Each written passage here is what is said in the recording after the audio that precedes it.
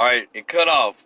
And I was ending off by saying, some of the things we're doing that's adding to poverty. And I was mentioning the state representative, Antonio 2 Chainz, or Too Tall Jones, whatever his name is, who has these annual baby showers for these poor black girls who get pregnant and feel okay for them to have babies. See, that kind of stuff is what promotes poverty.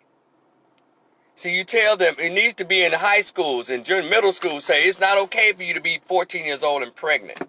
It's not okay for you to have these daggone babies, and then you breeding more babies into poverty. Stop doing that, young black females. Stop having babies in the ghetto. 'Cause that's what you're doing. When you already in 9th grade, and then you got these grown ass people throwing baby showers for poor black girls, that's stupid. What you need to be doing is letting them know in the 6th grade that this is inappropriate. And then the parents of these people need to be brought up on charges for child abuse. Because when you let an under 21-year-old have a baby, that means you don't give a shit about that child. You don't. And I don't want to hear your morality about, I'm against abortion. No. If you can't afford it, abort it. If you can't afford it, abort it. Simple. I don't care about no damn philosophies pro or against abortion. All I care about is children. One thing about poverty that I cannot stand, among many things, is black children being forced to live in poverty because they are being brought here without their permission by teenagers or single women. That bothers me. It's sick, and it's a sign of mental illness. And when you sit around here, and all us grown people sit around here and create programs for these people to have babies out of wedlock and unmarried, you're contributing to the poverty issue in Memphis. When you don't pass laws to make these people go to school, I don't care, charge the parents. I don't give a shit. Because don't have a child that you can't control. See, when you cut out a whole lot of programs, morality and discipline come in. A lot of people are poor because they have poor thinking and illiteracy. I'm going to keep saying that. For those who are coming in on part 2, I mentioned Dr. Claude Anderson as a remedy to get Memphis on track to be a competitive city with actual cities like Atlanta, like Dallas, Houston, hell, even Austin. And oh my God, even Nashville has gotten it. Nashville has not allowed poverty to be a stain on this city. I don't know what they've done to deal with that, even the homeless. They've done something. So I'm of the belief that Memphis is being handled by the white establishment and the sick black leadership there, if you call it that. It's not leadership. These are just Negroes who are following orders. But maybe in this next election, y'all are actually elect some black folks who are black-minded. See, y'all can elect all these black-face folks. But again, if they're part of a fraternity or sorority, you can give it up. Ain't no damn leadership coming from them. They're going to continue. They're going to be the Cory Bookers or the Kamala Harrises of Memphis. You can give it up. There's no leadership for black folks. If you continue to elect these black folks, especially, and I'm going to say it, ladies, get mad. If she has weave in her damn head, you can forget it. Because the mere idea or the mere reality of a woman covering up her God-given hair, gluing, sewing, and stapling the hair that comes from the race of other women into their head, and when they get this hair in their head, they feel beautiful, is a sign of mental illness. So, I'm telling you, and even if she has natural hair, but if she's obese, mental illness, these are signs of mental illness. She can have a master's degree, a PhD, but if she's obese, mental illness. Let's deal with that. On another live, I'm talking about poverty, what breeds poverty in the city. High literacy rate. Dr. Claude Anderson talks about all of this. He talks about appropriate behavior that should be adhered to by black folks. And he has 2 books, Black Labor, White Wealth, and Powernomics. 2 videos on YouTube that you would really really come away with something really great to work from or work with. That is, the video one is called Inappropriate Behavior on YouTube. Inappropriate Behavior. And the other one is called Exceptional People. Exceptional People. Those two videos, I swear, if you take time out to check them out, you know what I'm talking about. And Memphis, in black Memphis, majority of the city is black. Over 60 or 70% of the city is black. But over 80% of the city is poor, black. Now what is that about? Why are there so many poor blacks in Memphis? Again, their disrespect for education, number one. Poor decision making with their reproductive abilities. Now, why are you giving birth to babies in the ghetto, women? Why are you getting pregnant by dudes who's standing on the corner or sitting on the stoop while everybody else goes to work? These unemployed guys. Why are you getting pregnant by thugs, women? Y'all need to see, that's the stuff we need to be talking about in Memphis. Talk to them directly. Damn that politically correctness. Damn that hurting feelings. Because you don't care. You sit around and you throw annual baby showers like the state representative does out of Frazier. Throw an annual baby shower for a bunch of broke-ass, po-ass girls. And that's supposed to discourage that?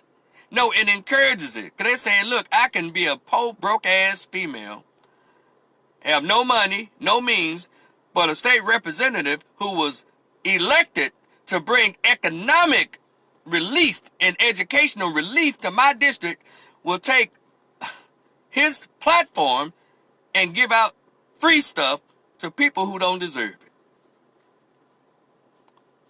And a lot of times, if you're poor in Memphis, that's your choice.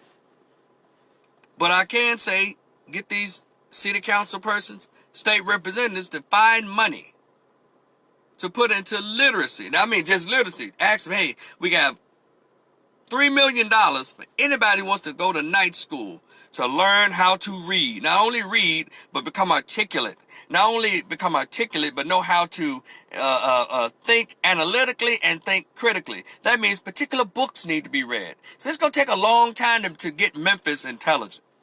Because right now, black America and black Memphis is kind of stupid when it comes to taking care of business of our race. Race. I'll keep saying that word. A lot of us as black folks try to run away from it. And it's a dumb thing to do. Because politically, everyone else plays their race card and ethnic card and sexual card all day long. They've got laws passed on their behalf. They've got monies sent to their groups on their behalf. But dumb black America, dumb black Memphis, sits around here and want to play the Jesus Christ card. So stupid. So stupid. Not the time. And so I'm talking about poverty. You know, we don't live in a third world country. And you should, some of you who've never had conversations with immigrants, legal or illegal, they'll tell you something that you don't even recognize. That, man, y'all have so many opportunities here. And we can talk about racial discrimination. That's always going to be on black folks until we decide to get an army of tanks and missiles and grenades to kill a lot of white folks. Well, we're going to be under racism, white supremacy, but there is a way in which we should be behaving in Memphis, even under racism, white supremacy. There's a way we should be behaving, but we're not. We're acting like a bunch of vagabonds and beggars. And again, for those of you coming on part 2 of this, let's talk about poverty. I will repeat the line in the movie The Color Purple. Mister's father, Daddy Mister, during the dinner table scene, when Suge Abe was talking crazy to Harpo, and everybody was kind of talking crazy to him, and then the old daddy guy said, hey, what's going on?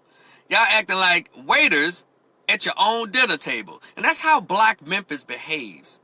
Black Memphis is the owner. I mean, they outnumber. Black Memphis is the majority of the city, but act like waiters at their own dinner table. And I always, use the description of old South Africa. If you remember South Africa, apartheid South Africa, when the very minority whites ran the entire country, about 4 million blacks were ruled by 10,000 white folks. Isn't that the weirdest shit?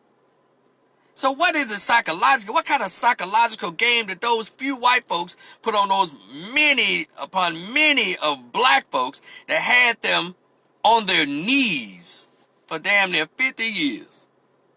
That's Black Memphis. Black Memphis is on their knees.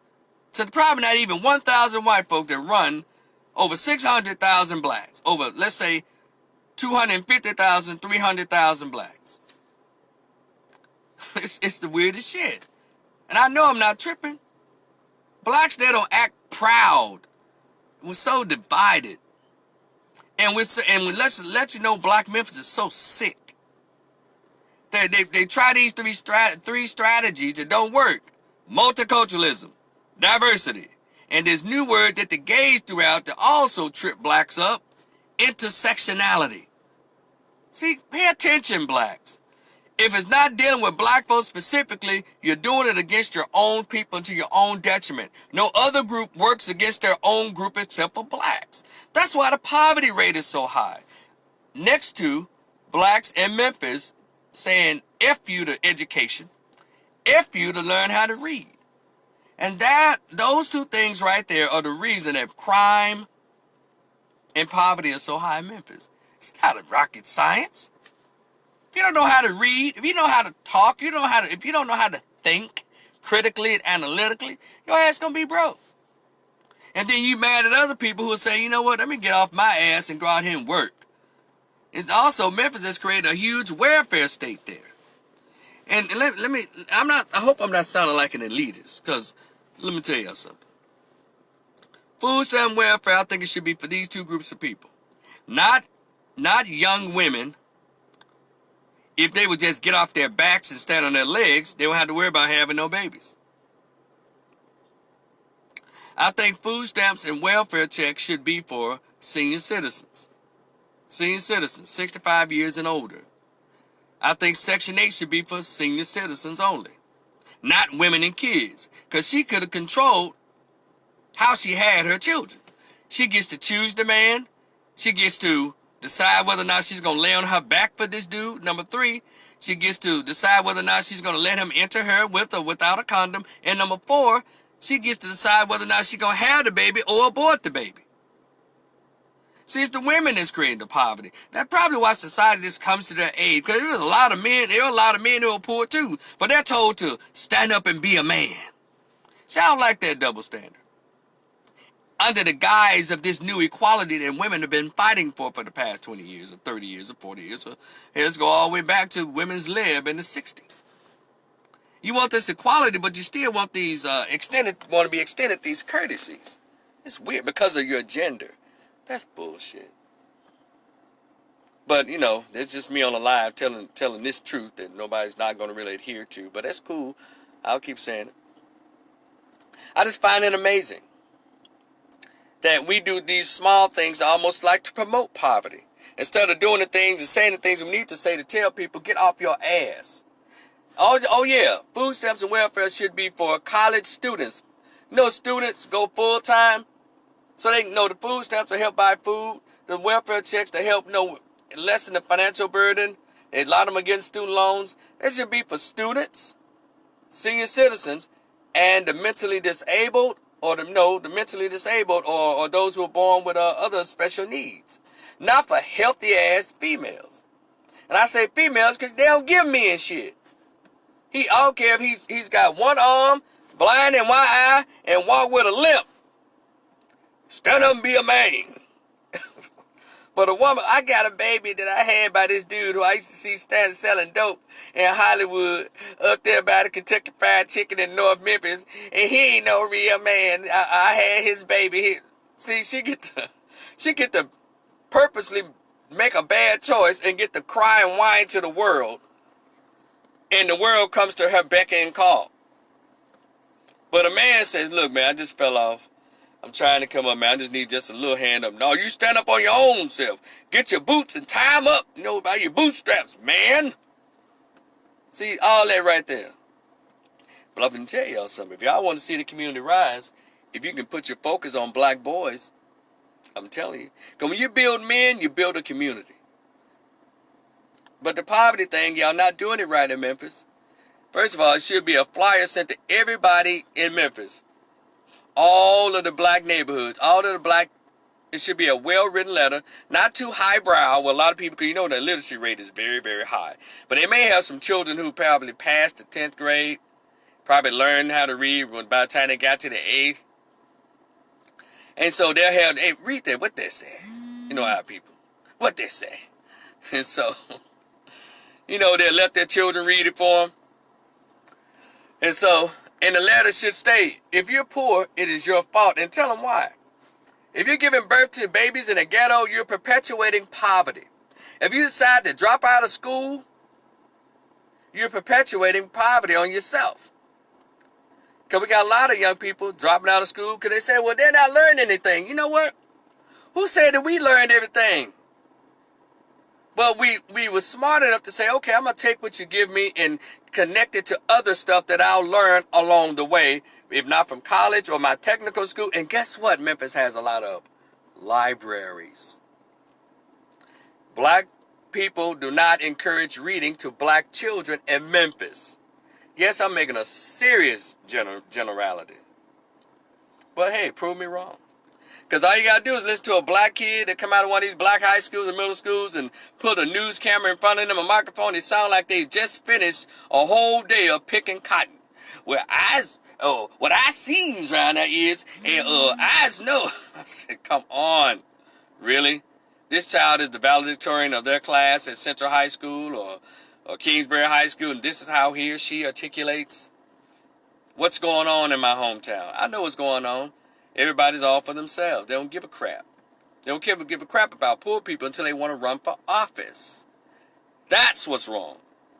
And let me close on this by saying, because I'm going to hold the poverty in your hands, not the politicians. They don't give a shit. Again, for those of you who are trying to vote, if the person is running for office is part of a fraternity or a Greek sorority, Greek fraternity, Greek sorority, you're not going to get any representation for your black issues. It's not going to happen. Just stop. If they claim to be serious Christian, religious, you're not. It's not going to happen. It has never happened. It's not going to happen. Because those two entities were created by white folks to do their bidding. I don't want to get too deep, but we can talk later. What do you mean the black Greeks and the black? They weren't set up to bring about actual change or economic and educational progression to the benefit of their race of black people. They weren't created just due to history. If let's say she has natural hair, if he has natural hair, if they're obese, don't vote for them because that's mental illness. It's sick. See, if you can't get your physical health together, I know your mental health is on some other shit. I know you're like, damn, Rico, well, who we gonna vote for? I say, don't vote for nobody and do this right here. There are a lot of brilliant blacks in Memphis. Smart blacks in Memphis. I know this because I live there and I go home. A lot of blacks who are doing actually really well. But the masses of blacks are not doing well at all. And so, my plea to the brilliant blacks, the smart blacks, the professional blacks, and even the Greek blacks if you want to redeem yourselves. You know all those wonderful grants that you write for those white corporations you work for? Those you know what I'm talking about? Somehow you're able to get $1.5 million, $3.5 million, $5 million grants from the state or the federal government to help out your white corporation. Use your same genius to write the same amount of grants to aid in literacy and building companies that employ the blacks in these black neighborhoods. How come you can't do that? Well, you obviously don't know who Dr. Claude Anderson is, so I'll tell you again. Dr. Claude Anderson, foremost leader scholar when it comes to black economics and the history of the psychological trauma on the black psyche. He has 2 books, Black Labor, White Wealth, Powernomics. If you don't want to read, here are 2 videos on YouTube. Exceptional people. Exceptional people. And the next one is inappropriate behavior. Inappropriate behavior. Dr. Claude Anderson, C-A-U-D, no E, Claude Anderson, S-O-N at the end of Anderson. You do anything opposite of that, you don't give a shit. You don't care. I'm just asking you to do a little reading or do a little listening and take it from there. Yeah, we got a lot of book smart blacks in that town, but we don't have any race loyal. We don't have enough race loyal blacks. But it's funny, when that Greek festival comes around, every Negro in there be up in that Greek festival. But we can't really get them to really crowd the African April thing or the Juneteenth. Whew. Anyway, I just want to share that. Terrence, Stepper, and Rob, what's up, man? Wilson, what it do, bro? I just want to share that to you. Memphis, raise your expectations. This is part 2. It's your man Rico. No, I consider myself the former mayor of North Memphis, but I'm still the mayor. Hollywood, Springdale, Chelsea, New Chicago, Bellwater, you hear me? Pure Reeves, Hunter Street, Dexter, Vandale, you hear me? Jackson, Hollywood, where the Kentucky Fried Chicken and Jack Purtles in the AutoZone up there. You dig? North. That's where I'm from. That's where I'm always gonna rep. So my foundation, my roots are in Memphis, Tennessee, but I'm being hosted. Well, I've been hosted for the past almost 11 years by the city of Dallas. An actual city. A lot going on. It's pretty cool. Damn. But I can't help but be reminded of the song, and it describes the way I am and where I've been for the past 10 years. OJ's had a song, and the line, it went like this. This is how I am. My body's here in Dallas, but my mind is on the other side of town in Memphis. Thank y'all so much, and we'll talk again. Leave your comments, and all that and stuff. We'll vibe, and, vote for the right candidate if y'all want to, if y'all into that sort of thing. We'll talk later. Appreciate y'all. Peace.